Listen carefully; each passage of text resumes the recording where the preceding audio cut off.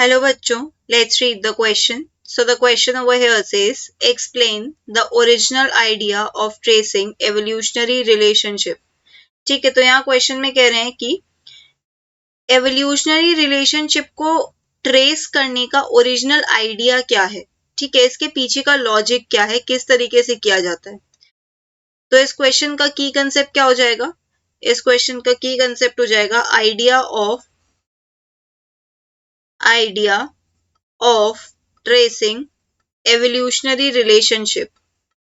Tracing evolutionary relationship. evolutionary relationship मतलब किसी भी दो ऑर्गेनिज्म या दो से ज्यादा ऑर्गेनिज्म की अगर हम बात करें तो उनका evolutionary history में क्या रिलेशन रहा है, क्या उनके कॉमन एंसेस्टर्स हैं, वो एक दूसरे के कितने क्लोज है विद रिस्पेक्ट टू एवोल्यूशन, इसको हम कहते हैं evolutionary relationship. तो evolutionary relationship को ट्रेस करना, इसके पीछे का लॉजिक क्या है. इसके पीछे का लॉजिक होता है to trace all the gradual changes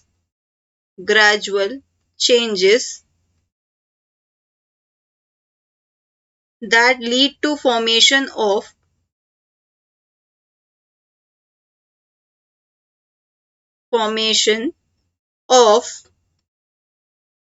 new species.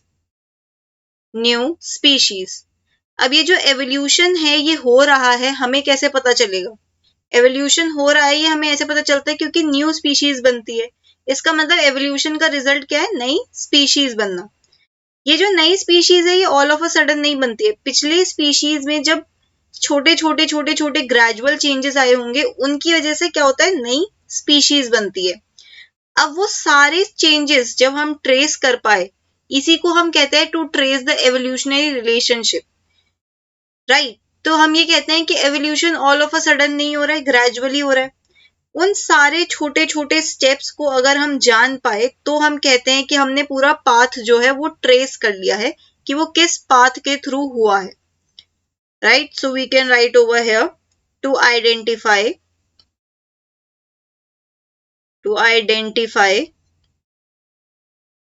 steps of evolution,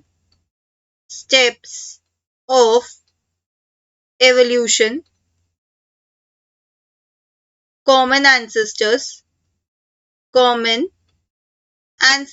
ये जानने के लिए कि कौन कौन से स्टेप्स के थ्रू एवोल्यूशन हुआ है, कॉमन एंसेस्टर्स हैं कि नहीं है, या कितने क्लोज हैं ऑर्गेनिजम्स या स्पीशीज, क्या वो सेम पाथ के थ्रू इवॉल्व हुए हैं या वो डिफरेंट पाथ के थ्रू इवॉल्व हुए हैं, कहाँ पे उनकी ब्रांचिंग हुई है. टू ट्रेस एवोल्यूशनरी पाथ मतलब कि क्या ये सारे स्पीशीज जिन्हें हम ट्रेस कर रहे हैं वो एक ही पाथ के थ्रू इवॉल्व हुए हैं या उनकी ब्रांचिंग हुई है, उनकी ब्रांचिंग कब हुई है. Right, so we can write over here that these changes can be looked through.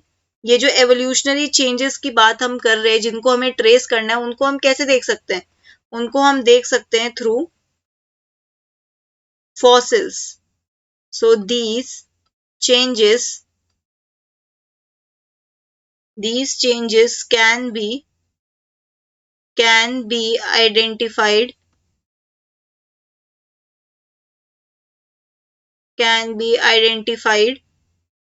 through fossils. Fossils के थ्रू हम इंटरमीडिएटरी स्टेप्स को जान सकते हैं, ऐसे स्टेप्स या ऐसे स्पीशीज जो अब एक्सटिंक्ट हो चुके हैं, तो वो हमें कभी पता ही नहीं चलते, लेकिन हम एवोल्यूशनरी पाथ को या एवोल्यूशनरी रिलेशनशिप को ट्रेस कर सकते हैं इन फॉसिल्स के थ्रू फॉसिल्स. होमोलॉगस ऑर्गन्स, ये सब क्या है, ये सारे एविडेंसेस हैं एवोल्यूशन के. Homologous organs, analogous organs etcetera. लेकिन अगर हमें एक बेटर आइडिया चाहिए, ये सब तो क्या है, ये सारे कैसे फीचर्स होते हैं, अगर हमें फॉसिल से क्या क्या पता चल सकता है कि वो कैसा दिखता था, होमोलॉगस ऑर्गन से भी हमें पता चल सकता है कि कॉमन एंसेस्ट्री क्या है, एनालॉगस ऑर्गन से हम ये देख सकते हैं कि कन्वर्जेंट एवोल्यूशन कैसे हो रहा है.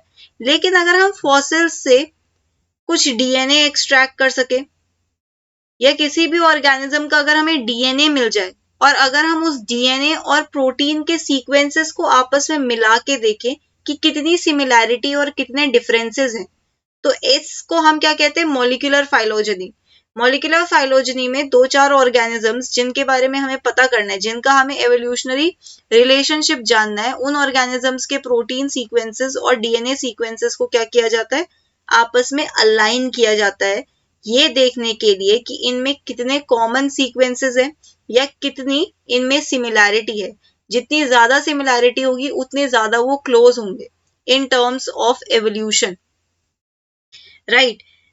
सो जैसे कि अगर हम एग्जाम्पल के फॉर्म में देखना चाहे तो हम चिंपैंजी से काफी हद तक अपना डीएनए सीक्वेंस शेयर करते हैं, राइट। तो इससे क्या पता चलता है, हमारे क्लोजेस्ट रिलेटिव हैं वो।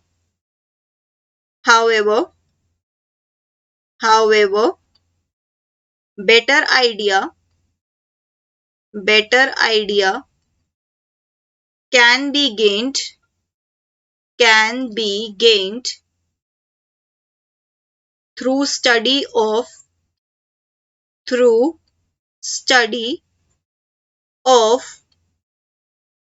changes at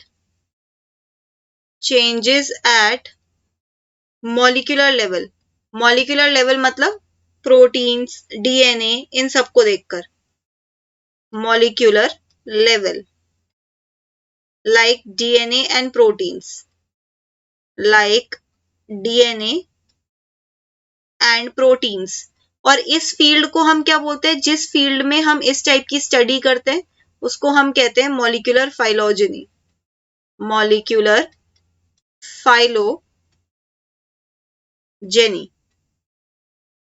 मॉलिक्यूलर फाइलोजेनी में अभी हमने देखा क्या होता है, मॉलिक्यूलर फाइलोजेनी में एक्चुअली होता है alignment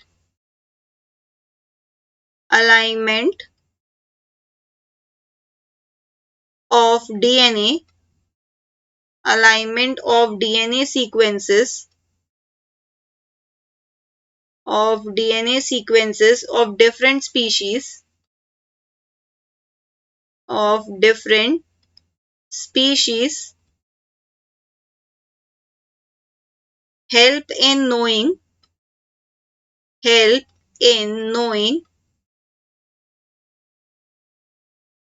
how close they are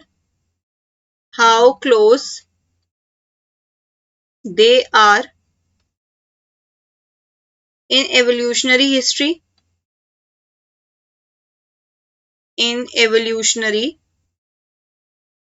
history,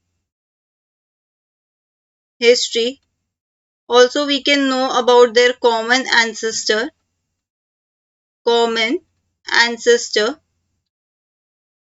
sequences of conserved proteins, ऐसे प्रोटीन्स जो इन स्पीशीज में मिलते हों, वो इन दोनों या जिन भी स्पीशीज को हम एग्जामिन कर रहे हैं उनमें मिलते हो तो उनके कॉमन सीक्वेंसेस पता चल सकते हैं, सीक्वेंसेस ऑफ कंजर्व्ड प्रोटीन्स